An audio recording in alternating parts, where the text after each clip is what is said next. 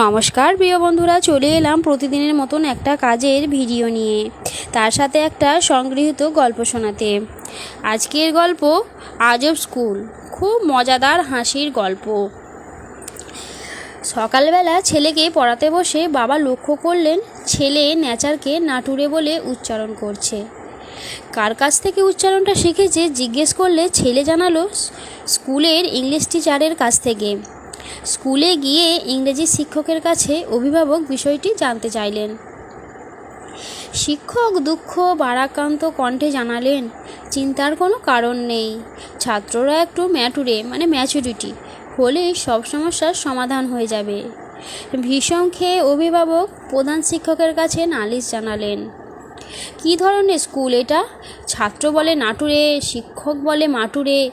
শুনে প্রধান শিক্ষক উদাস হয়ে বললেন, জানেন তো, এই স্কুলে সবাই শুধু বড় বড় কথা বলে, একজনও ভালো করে লেকচার দিতে পারে না।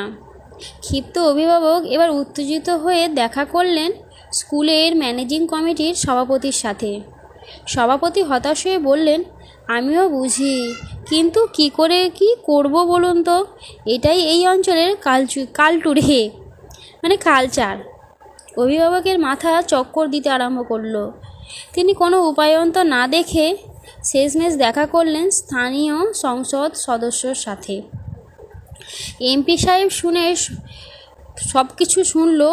তারপরে রাগে প্রবল চিৎকার চেঁচামেচি করতে করতে বললেন, আমি আগেই জানতাম এই স্কুলটার কোনো ফিউচার নেই। এরপর অভিভাবক কাঁপতে কাঁপতে মাটিতে পড়ে গিয়ে জ্ঞান হারিয়ে ফেললেন। জ্ঞান হারাতে হারাতে খালি শুনতে পেলেন কে যেন বলছে, ফেসবুকে দিব একটা পিকচারের কথা বলা হয়েছে, তুলে দে। এরপর ওই স্কুলে এখন আর পড়াশোনা হয় না, এখন ওটার মাঠে আজকাল এগ্রিকালচার চর্চা করা হচ্ছে। ধন্যবাদ বন্ধুরা। গল্পটা যদি ভালো লাগে অবশ্যই লাইক করবেন, পারলে শেয়ার করে দিয়ে পাশে থেকো। আর তোমাদের ভালোবাসা একটু একটু করে এগিয়ে যাচ্ছি।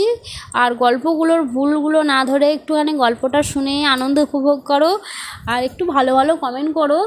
তোমাদের ওই সুন্দর একটা কমেন্ট আমার এগিয়ে যাওয়ার জন্য প্রথম সিঁড়ি। সত্যি তোমাদের ওই কমেন্টগুলো পড়লে খুব ভালো লাগে, কিন্তু তাও মানুষ নেগেটিভ কমেন্ট করবে, তাদেরকে তো আর আটকাতে পারবো না। তো সেই কারণে ভালো থেকো, সুস্থ থেকো, আর আমার ভিডিও এইভাবেই দেখতে থেকো। বাই বাই বন্ধুরা।